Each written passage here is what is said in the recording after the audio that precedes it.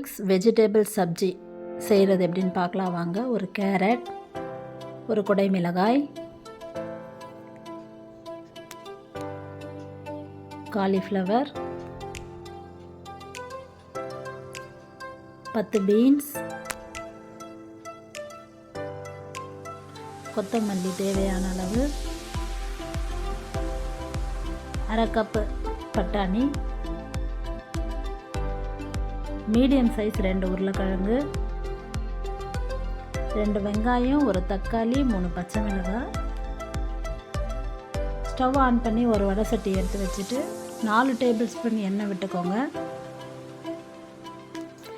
எண்ணெய் சூடானதும் அதில் சீரகம் போட்டுக்கோங்க.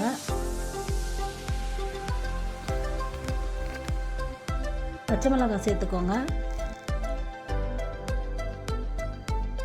கட் பண்ணி வச்சுருக்க வெங்காயத்தை சேர்த்துக்கோங்க. நல்லா வதக்கி விட்டுட்டு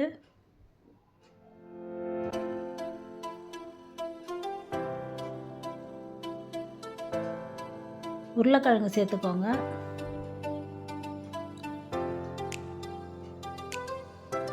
கேரட் சேர்த்துக்கோங்க. பீன்ஸ் சேர்த்துக்கோங்க.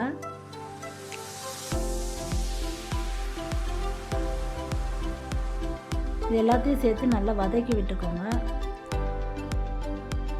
தண்ணி எதுவும் ஊற்ற வேண்டாம், நம்ம எண்ணெயிலே தான் வதக்கணும்.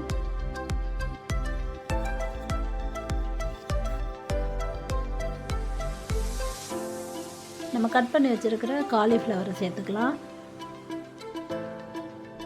குடமிளகாவை சேர்த்துக்கலாம். இது எல்லாத்தையும் நல்லா மிக்ஸ் பண்ணி விட்டுக்கோங்க.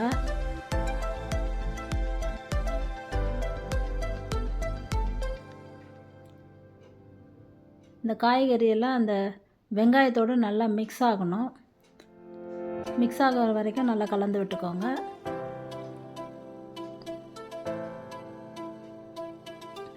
ரெண்டு நிமிஷம் கழித்து நல்லா கலந்து விட்டுக்கோங்க.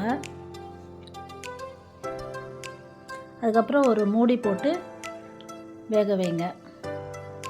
இதில் நம்ம தண்ணி சேர்க்கக்கூடாது. மஞ்சத்தூள் தேவையான அளவு போட்டுக்கோங்க. தேவையான அளவு மிளகாத்தூள் சேர்த்துக்கோங்க. உப்பு தேவையான அளவு சேர்த்துக்கோங்க. இது எல்லாத்தையும் நல்லா மிக்ஸ் பண்ணி விட்டுக்கோங்க.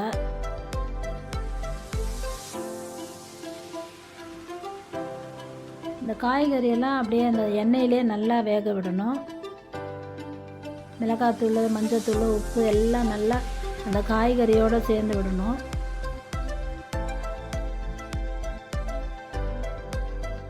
அதுக்கப்புறம் நீங்கள் பட்டாணி சேர்த்துக்கோங்க.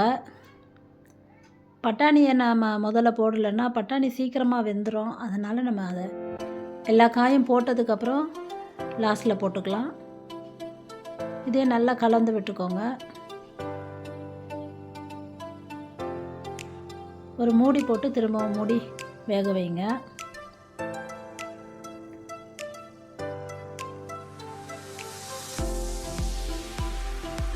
அதுக்கப்புறம் நம்ம நறுக்கி வச்சுருக்க தக்காளியை சேர்த்துக்கலாம். நான் ஏன் முதல்ல தக்காளி சேர்த்துக்கலன்னா ரொம்ப ஈரப்பதமாகிடும், அதனால் நான் முதல்ல தக்காளி சேர்த்துக்கல.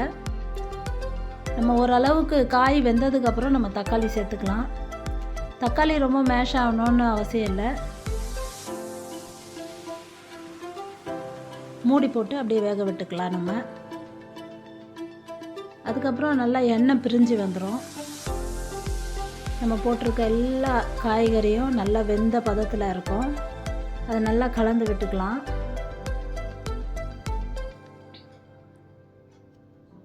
ஒரு கைப்பிடி கொத்தமல்லி எடுத்து அதில் சேர்த்துக்கோங்க. நல்லா கலந்து விட்டுட்டு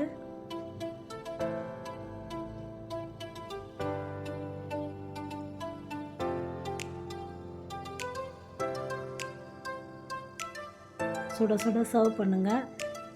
இந்த சப்ஜி சப்பாத்தி கூட ரொம்ப நல்லாயிருக்கும்.